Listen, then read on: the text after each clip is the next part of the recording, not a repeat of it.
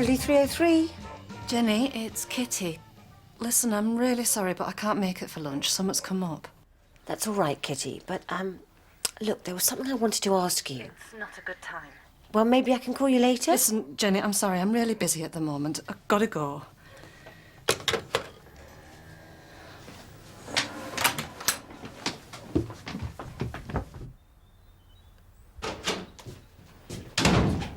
Who was that?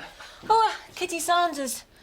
I was supposed to be meeting her for lunch, but she's cried off. You've seen a lot of her lately? Well, I like her company. Good. I'll see you tonight. Bye. Bye.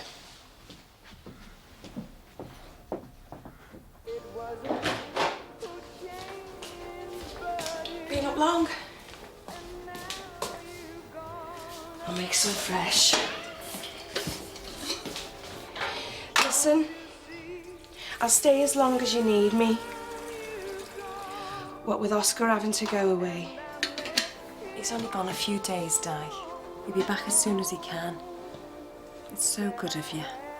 I know you don't like being stuck out here. Nonsense. I like it just fine. Good, clean country air. Just not used to it, that's all. Gina, love, I wish I could do something to make it better. You are, just by being here. It's Phil who should be here. He's not much help, to tell you the truth. He can't talk about it. He can't even say Daniel's name. He probably doesn't want to upset you. Can't be easy on him either, especially as he's had to go back to work. Now I'm about to make you some toast.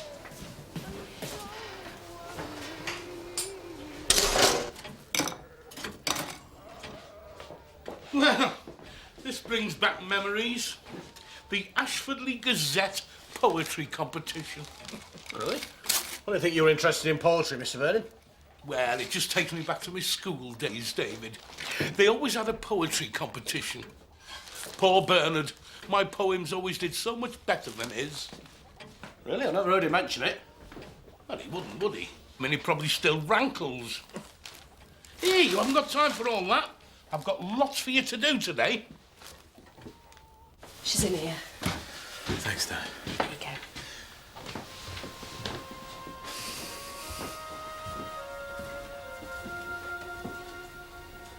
Hiya.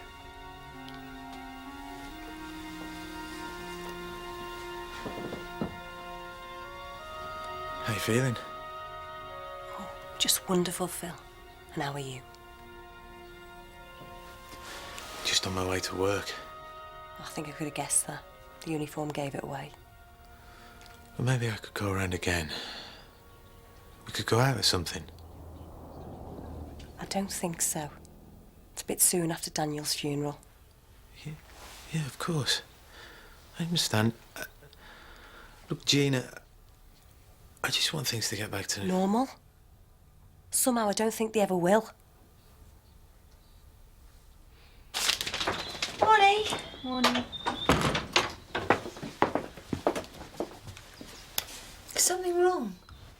Herbie Lloyd's results. He's coming in to see me later, isn't he? First appointment. Best get the bad news over with, I suppose.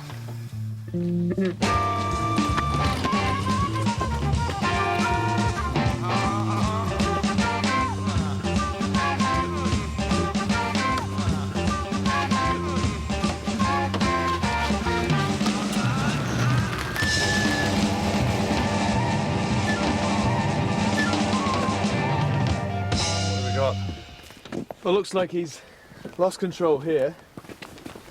He's ploughed straight through the bracken and down into the gully. Who is he? Do we know? Not yet, Sarge. A radio Ventress, get him to check the registration number. And you better get Bernard Scripps over here. This car's going nowhere under its own steam. Yes, sir.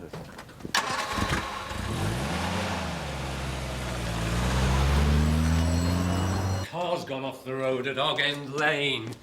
I'm too busy here. Will you go and collect it? Oh, yeah, all right.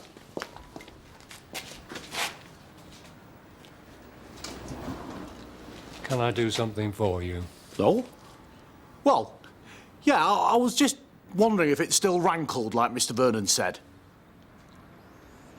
A lot of things rankle, David. Were we talking about something in particular? You know, Mr. Vernon always beat you at the poetry competition when you were young. Vernon beating me? He hasn't got a poetic bone in his body. What's a poetic book? Oh, Hog End Lane, right, It's a progressive form of arthritis that principally affects the spine, which is why you've been finding it so hard to work. What can you do about it then, Doctor? Well, painkillers and steroids will help keep you mobile for the time being. But there is no cure, Mr. Lloyd. It won't get better then? No.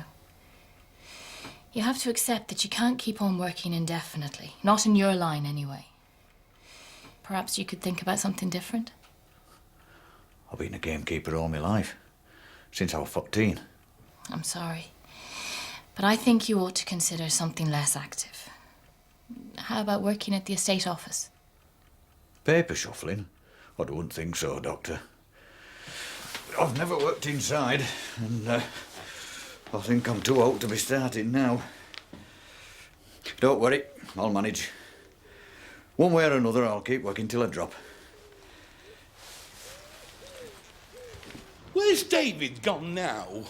I told him I'd need him this morning. Sent him to pick up a car. Oh, that's typical of you. You don't think to ask me first. You just commandeer him for your own purposes. And, by the way, you never beat me at any poetry competitions at school. I think you'll find I did, Bernard. Didn't? Did. I think if you cast your mind back, it was me winning the prizes. I'm afraid, Bernard, that's what's known as a case of looking back with rose-tinted spectacles. Case of your selective memory, more like. Anyway, why are you suddenly bringing this up after all this time? It was just a nostalgic comment to David when I saw they're restarting the poetry competition in the Ashfordley Gazette. Oh, well, I never. Anyway, don't feel bad about not being good at poetry, Bernard. I mean, we all have our own individual talents, you know. I don't know where on earth you got this idea from that you were better at it than I am. You always found it difficult to accept. Can't have been easy being beaten every time, especially by someone so much younger than you. Over and out. Come on. I'm sorry I took so long, mate, with the weather changing and that. It's down here, David. We're gonna have to drag it up to the road. Alf says the car's registered to a Martin Updike. Lives in Nottingham. The car hasn't been reported stolen, but the local force will go round. Good. So we could be up here on business then. What do you make of this, Bellamy? Looks like blood, Sarge. Was the passenger door open when it was found? That's what the tractor driver said. I assumed it opened on the point of impact. But there could have been someone else in the car. All right, David, you can take it away. But ask Bernie to keep it in the garage for now. We might need to examine it further. Yeah, all right, Sergeant Merton. Alfred, come on! Bellamy, you can drop me at the station. I'm going to B&Bs and guest houses. I want to know what Updike was doing around here and who he was with. Yes, Sarge. Crane, get over to the hospital. See if there's any chance of Updike regaining consciousness. Sarge. Sergeant Merton! I think I found something. It was Alfred. He went into the bracken and he started barking and he's found this. Martin Updike. Is that a man, Sarge? It's empty. You could have been robbed then. Thank you, David. Well done. Oh, it wasn't me. It was Alfred, really. Well done, Alfred. Miles from nowhere. Guess I'll take my time. Oh, yeah. To reach there. Look up at the mountain. I have to climb. Oh, yeah. Told you it was nothing. Just a silly argument that went too far. These things happen. You've got to keep it in proportion. In proportion? Have you looked in the mirror? It's not a pretty sight, I can tell you. I knew it was a stupid idea getting involved with this savings and loan scheme. Look, who did it to you? You've got to go to the police, Kitty. Just leave it, Hugh. It was nothing. It won't happen again. Nothing. It was assault at the very least. I should never let you carry on with this silly idea. It's not silly. I'm running a real business. At least it gives me some kind of independence instead of sitting around here all day. Look, it were different when it were just a way of helping a few ladies buy a new frock or whatever. Look, I'm sorry, Hugh, but I just don't want to take this any further. Well, at least promise me you'll give up the scheme. People understand if you tell them. It's just not that simple. Isn't it? Well, it seems pretty simple to me.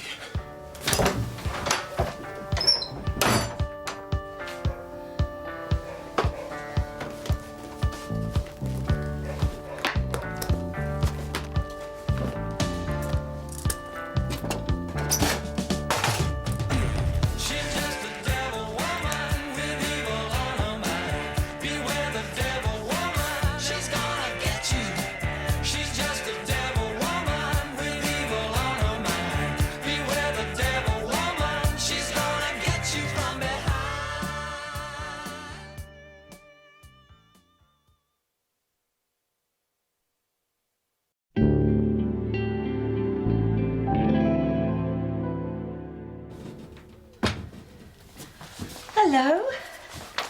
Hi, Jen. How are you? Just wish people would stop asking. Oh, I'm sorry. No, I'm sorry. I didn't mean to take it out on you. It's just... There's no need to apologise, Gina. Look, how about I pop over later and we can have a proper catch-up? I was supposed to be seeing Kitty, but she's let me down again. How's the savings and loan scheme going? That's what I was going to ask her. Well, that, and if I could take some money out for a change. Oh, you and Dennis thinking of splashing out then? You'd have a fit if you knew how much the three-piece suite I want really costs. Hence asking Kitty for a loan. Okay, thank you very much, Mrs. Palmer. Gina, do you want to come in? Yeah.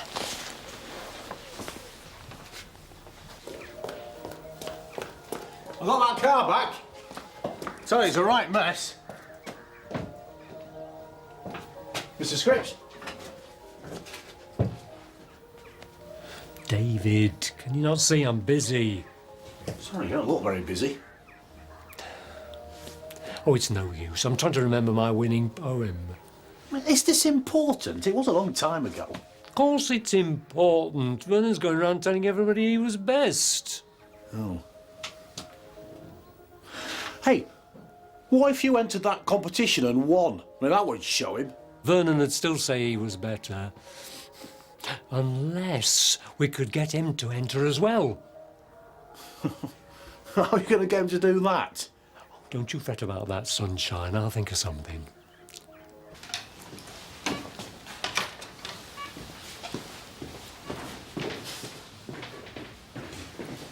Alf, the doctor says Martin Updike can't be interviewed yet. Well, there's no point in hanging around the hospital then. You wouldn't like to give her Mrs. Lampett a visit. She's got a guest house, Stanhope, in Church Square. Only she's given us a call to say that one of her guests has gone missing. Oh? Our friend, Martin Updike. Phil's out on the other side of town, so I'll let him know. Okay, Alf, leave it with me. I'll see you soon. Bernard! What are you doing? None of your business. You're going into that competition, aren't you? So, what if I am? At least it'll prove once and for all that I'm the poet in this family. No, it won't. Why not? All it'll prove, even if you win, is that you're better than the others, not me. So why don't you enter as well? Because I haven't got time for silly little newspaper competitions. I'm a businessman. You're frightened of losing. Me? I'd win hands down. Prove it. Write a poem and enter it. See, you can't. All right, I will. Just don't get too upset when I win.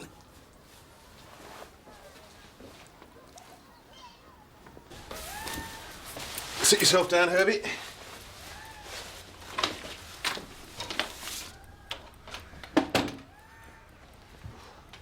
doctor about that back of yours? It's some disease with a long Latin name that I can't remember, sir. At least you've got a diagnosis now and get it sorted out. There's no treatment. Oh dear. Well, I'd be very sorry to lose you. I don't want to go, sir. I've worked here since I was 15.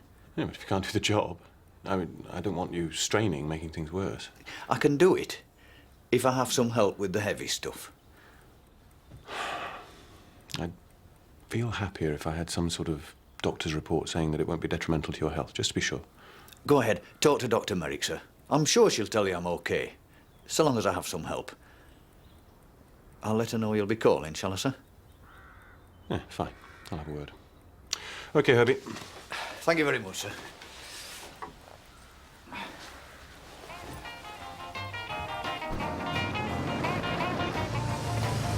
Deep down in Louisiana, close to New Orleans, way back up in the woods among the evergreens, there stood a log cabin made of earth and wood, where lived a country boy named Johnny B. Good, who never ever learned to read or write so well, but he could play a guitar just like a ringing a bell. This is Mr. Updike's room, Constable. Thank you, Mrs. Lampert.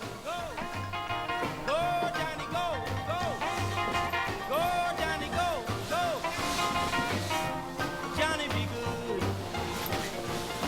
He used to carry his guitar in a gunny sack, go sit beneath the tree by the railroad track. Old engineer was there sitting in the shade, strumming with the rhythm that the drivers made. When people passing by, they would stop and say, "Oh my, but that little country boy could play." The moonlight on the water's edge.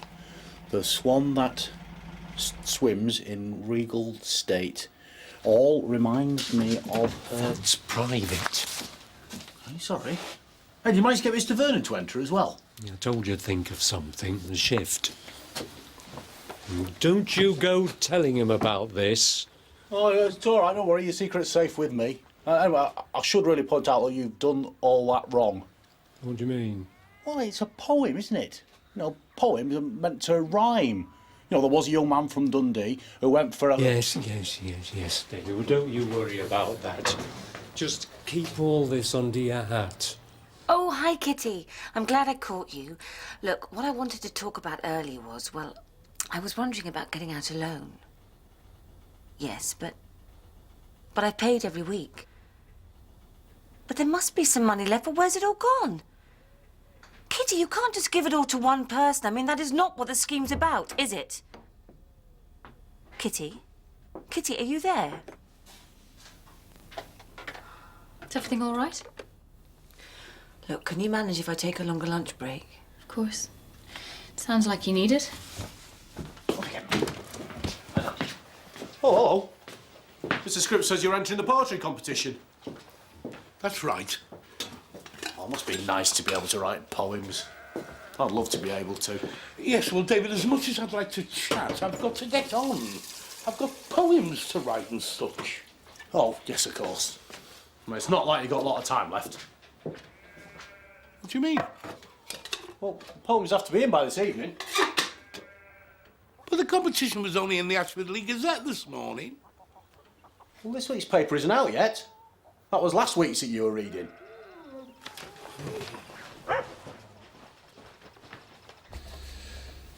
How much is it? Nearly £500. A lot of money to keep in a shoebox. Do we know what he does for a living? Well, he told the landlady he was a travelling salesman. Oh, did he? Well, I don't know what our man is doing around here, but Adley odds it he's no travelling salesman. Ventris? Sarge? The Nottinghamshire police got back to us yet about Updike? I've just come off the phone, Sarge. He was very well known to them. Anything serious? All petty. He was a bit of a ladies' man. He was done for false pretences once, and he left owing money to quite a few people. He left? Yes, the house where the car was registered hadn't been lived in for some time. They know that because they were trying to find him. Apparently, he ran a save and loan scheme, and he left without paying out to anyone. They can't have been running one of those around here, though. Nobody'd give the money to a stranger, would they? Well, according to Mrs. Ventris, your Jenny signed her onto a scheme. Anyway,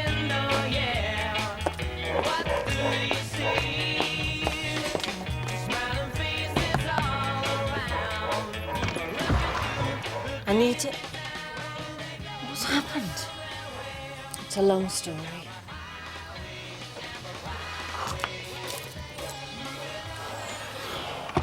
My eyes alone kissed, or mine eyes alone kissed. Mine eyes? Well, it's a more lyrical way of writing, David. I wouldn't expect you to understand that.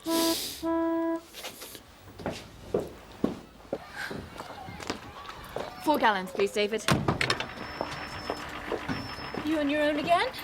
Yeah, well, they haven't got time for anything else apart from this poetry competition at the moment. Poetry competition? Yeah. Well, one of the Ashford League Gazette. All right. I wouldn't have thought that Bernie and Vernon knew too much about poetry. Well, you could be right there. Well, Mr. Scripps reckons that Mr. Vernon hasn't got a poetic bone in his body. So you think Bernie will win? I wouldn't say that. I mean, I've just seen his poem. It doesn't even rhyme. I mean, everybody knows that poems should rhyme. I mean, he thinks I don't understand. Maybe you should write one of your own. Prove to him that you can do it. No, I don't think I could do that. Well, I don't know anything about poems either.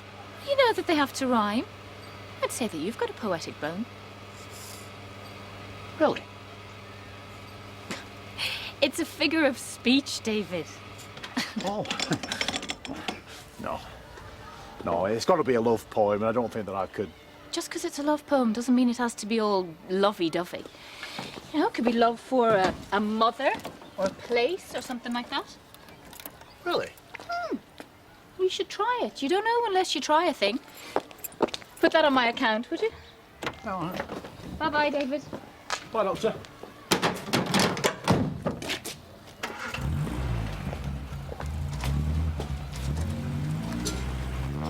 I can't believe Hugh would hit you. We were arguing. It was in the heat of the moment. I'm not blameless. There is never a good reason for a husband to hit his wife, Kitty. He worries about me meeting other men. I know it's silly, but he gets jealous. Promise me you'll think about pressing charges. Silly. Jenny's just come for a chat and a cup of tea. Chat about that stupid savings and loan scheme, I hope. Here, take 'em. I don't want my wife running it anymore. So you'll take 'em and run it yourself. Jenny, please.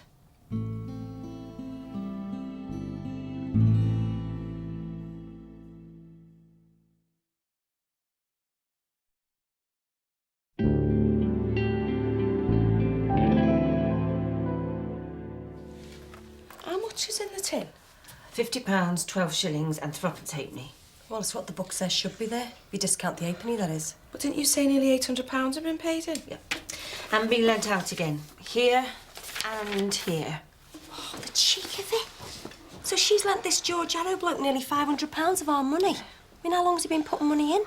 Oh, it's hard to tell, Gina, with all these rubbings out. Yeah. There he is.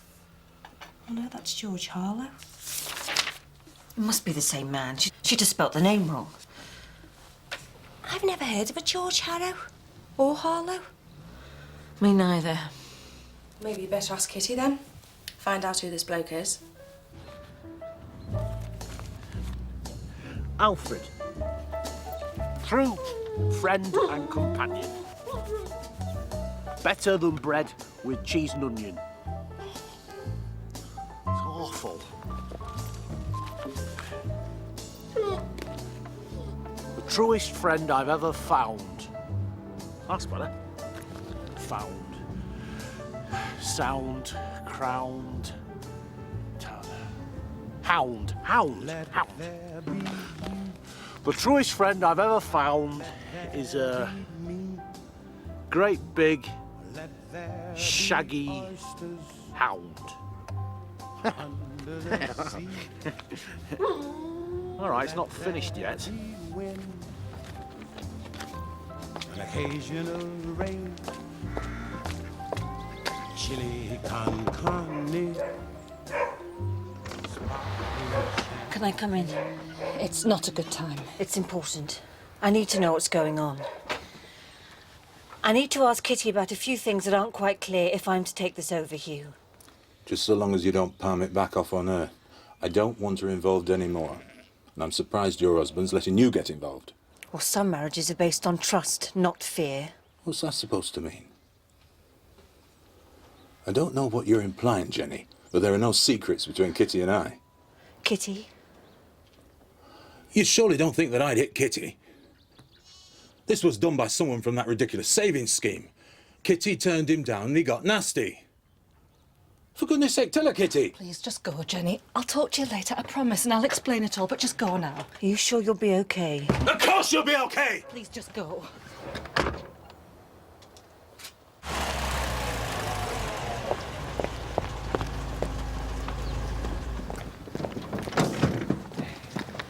I've done it.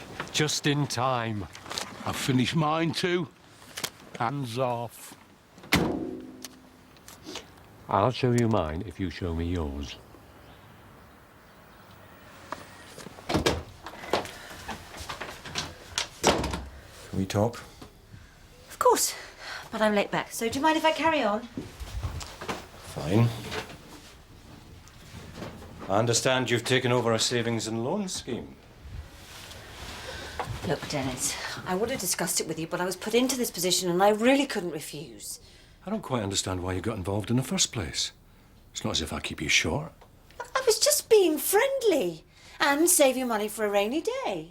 But can you not see what sort of position you put me in if anything goes wrong? And why would anything go wrong? What can go wrong will go wrong. Your friends, my colleagues, many other people have put their money into the scheme. And if they don't get their money back, they'll blame you. Listen, they will get their money back. All the books add up. Kitty's just lent a bit too much money to one man. Who? George Harrow or Harlow, I'm not sure which. And where does Mr. Harrow or Harlow live? I don't know. Look, I went up there to find out, but... I think I'd like to take a look at those books, Jenny.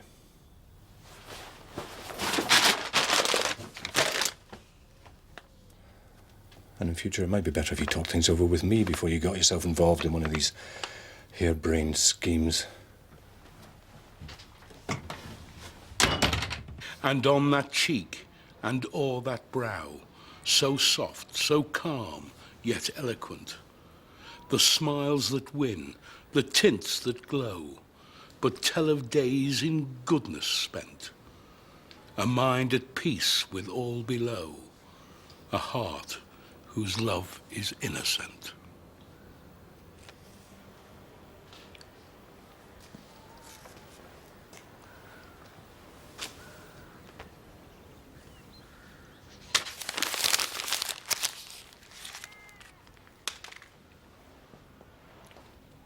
I told Mrs. Ventris not to get involved. Goodness only knows how much money she's lost. She's not the only one, Alf. Looks like a few folks round here fancied the idea of a bit of extra cash. And will none of us see our money again unless we can link it to Updike. And this Harrow bloke seems to have been added later, and in a bit of a hurry. Well, there's no one in the phone book with either of those names.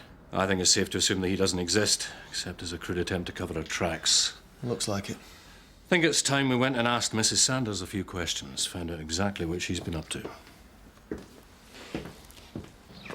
Vernon? If you're going to collect Mrs. Hewlett, how are you going to get your poem in on time? Well, there doesn't seem much point, now that we're no longer competing against each other. Yeah, but it's bound to win. Well, it was just a first attempt. I can't help feeling that I could have made it just a little bit better, given more time. But what about the prize? Dinner for two in that posh restaurant. I'd sooner give someone else a chance. Someone for whom dinner for two would be a real treat.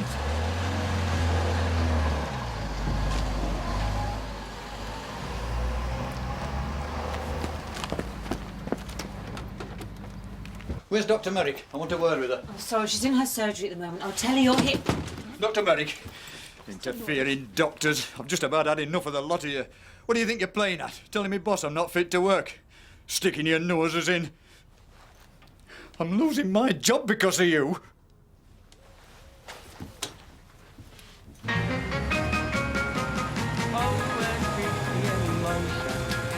Walking by my side, her lovely locomotion keeps my did. Hello.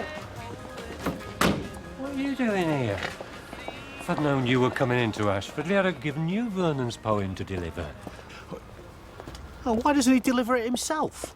We decided not to enter, but I think folks ought to hear this. It's a masterpiece.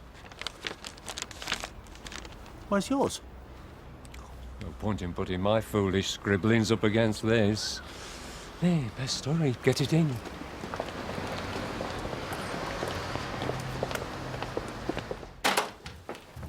Hello, Liz. I never said Herbie Lloyd couldn't continue working. I just said he couldn't continue with the same level of physical work. Look, he's a gamekeeper.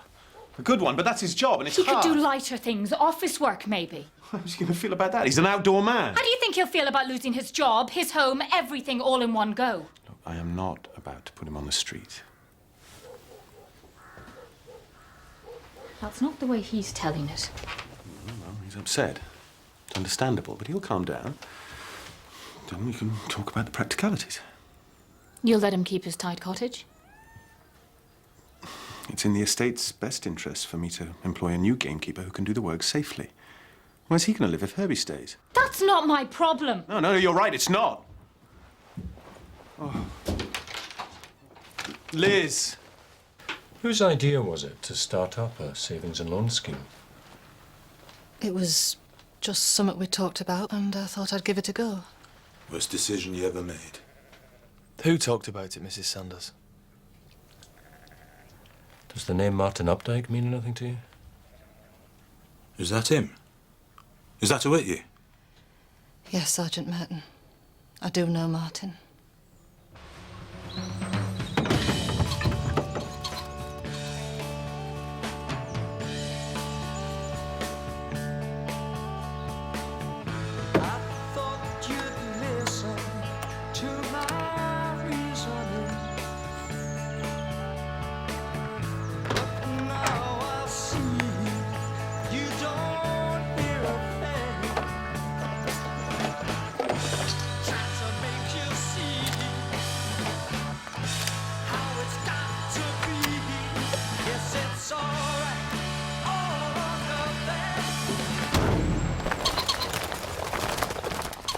Who is this Updike? He's a con man who uses people to set up savings and loan companies, only to run off with all the money. You let a complete stranger talk you into doing this? I didn't know he was a con man. And he's the one that did that? I hit my head on the windscreen when the car crashed. What car? Mr. Sanders, could we just let your wife tell us what happened, please? So you met with Updike last night, yes? People were asking for loans, so I needed to get some of the money back. They were my friends. When he said no, it was a complete surprise. We argued, the car crashed, and I ran off. Not before emptying his wallet. It wasn't his money. It belonged to the scheme, my friends.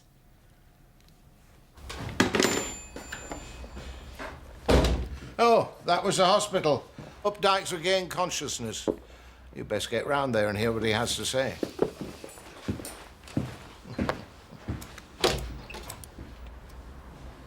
Why did you give Updike the money? For safekeeping. At least, that's what he told me. And you had no idea what he was up to? It was only when we were in the car that he told me he was going and that he was taking the money with him. We were arguing. Then he turned to speak to me and then we crashed. This car crash is not the one I reported this morning up at Ogden Lane. Yes, it is. But that happened at middle of the night, didn't it? Mrs. Sanders, are you sure you wouldn't rather do this at the station? No, it's all right. He's going to find out sooner or later. You met this man in middle of the night? I arranged to meet him after you'd gone to bed. I had to talk to him, get the money off him. This is not to do with no loan scheme, has it? He's your lover, isn't he? What if he is? Can you blame me? How else was I supposed to get any excitement round here?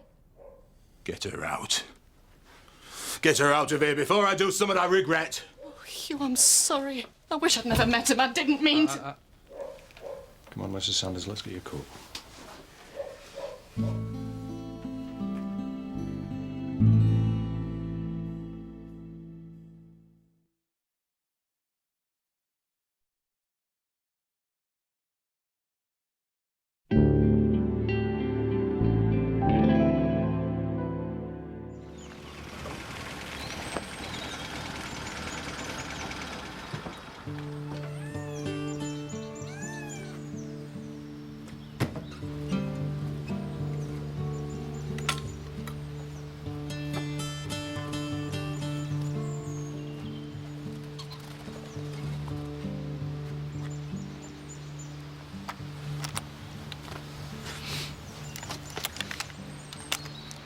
decided against using it anyway.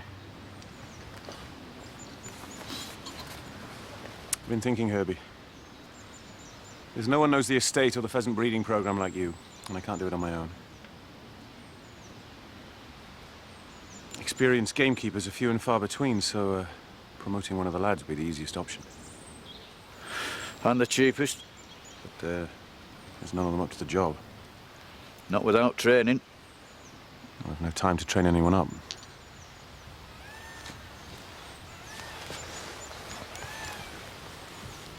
Would you do it? Could take years. Yeah, could.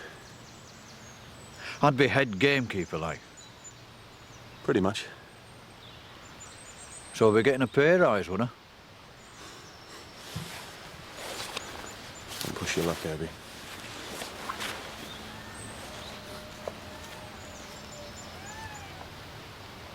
You understand that you're not under arrest at this moment, Mrs. Sanders. Yes, thank you. So, tell us about Martin Updike. We met in Ashfordley. There were no free tables in the cafes, so he ended up sharing mine. He chatted you up? I suppose. I didn't set out to have an affair, but he was so different from Hugh. Exciting. When did he bring up the idea of the savings scheme? Not straight away. He kept trying to get me to buy things I couldn't afford. He seemed incredulous that I didn't belong to a savings and loan. Said all the ladies in Nottingham did, that's how they got the things they wanted. A few pennies put aside each week, that's all it took. Seemed such a good idea. So you went around getting all your friends to join? It took off. Everyone wanted in and the money built up really quickly. Oh, believe me, Sergeant Merton, I'd no idea what he was up to. Do you honestly think I'd have let my friends down like that, especially Jenny? Could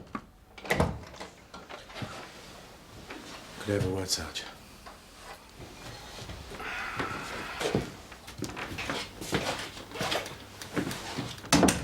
I've just spoken with Updike.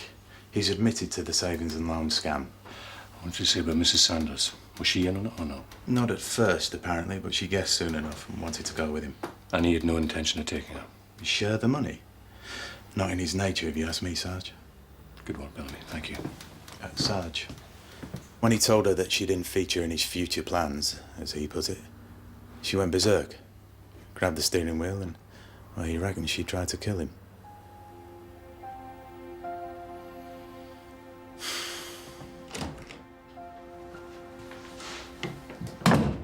One of my constables has just spoken to Martin Updike, and he says that you knew exactly what was going on. I had my suitcase all packed. I thought he loved me. I was willing to risk everything. Stupid, wasn't I? He just used me to get the money, and now I've nothing. You were in the car when he told you? I don't know, I went mad, I suppose. I grabbed the steering wheel. I didn't care if we crashed. You could have died, both of you. He was my only way out. Do you see? And if he wouldn't take me with him, I didn't want to live. And I didn't want him to either. Mr. Norton, come through.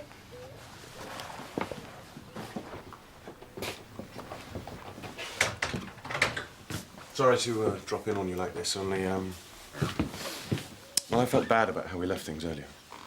No, I shouldn't have interfered. Just that I felt bad for Herbie. Yeah, you had every right. He's your patient. And you'll be pleased to know I think I found the solution. I promoted him. Promoted him? Head gamekeeper. That way he gets a lad to help him with the heavy work while he trains him up as his eventual replacement. Oh, well, that's wonderful. But is there enough work for 2 gamekeepers plus yourself? Well, I promise not to tell Lord Ashfordley if you don't. Oh, but there are conditions.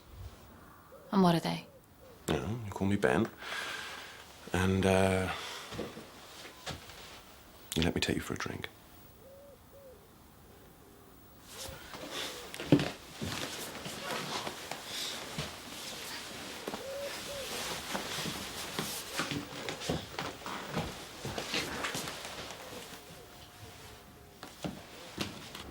Sound. What's he doing here?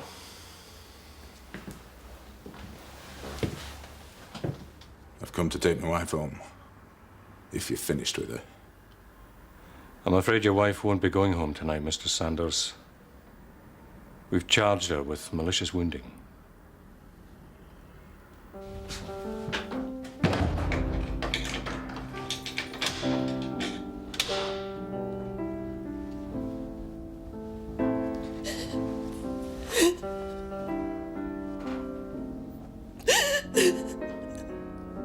Ladies and gentlemen, Mrs. Maud Boothroyd.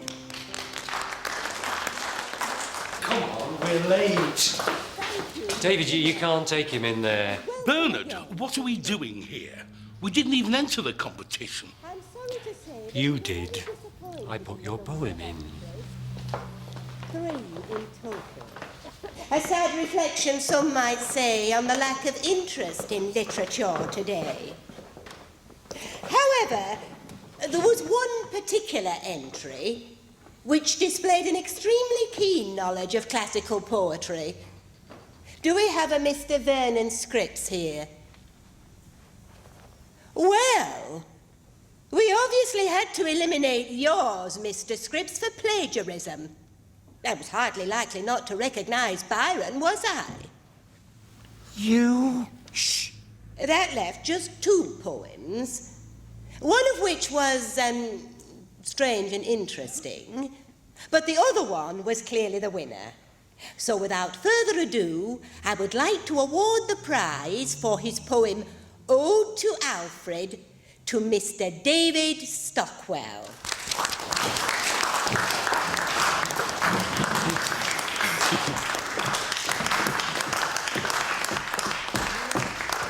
Well, I'd best get back to Mrs. Ventris and face the music. Alf, I am so sorry. You weren't to know, Jen. I'd have entered mine if I'd known you were going to be cheating. I didn't cheat, I just got confused. I remembered it and thought I'd written it. I've won. What? The poetry competition? Well done, David. You wrote a poem, David, and it won. Yeah. I mean, it wasn't a lovey-dovey one. I took your advice and I wrote it all about Alfred. Come on then, David, let's hear it. You go on, I want to hear it all, seeing as I was done out of my prize. Oh, it's called Ode to Alfred. The greatest love I've ever found comes not from man, but from a hound, who greets me daily with a barking sound, as on my bed he loves to bound, does Alfred. At my side as I walk around, he runs along and sniffs the ground. My friend is worth £1,000,000. My good and loyal, faithful hound is Alfred. And that's it. Would have beaten mine. So you're going to take for the dinner for 2? Not Alfred, I hope. No. I thought maybe Gina and Mr. Bellamy might like to have it. Well, I thought after all that's happened that they might deserve it more than me. Yeah.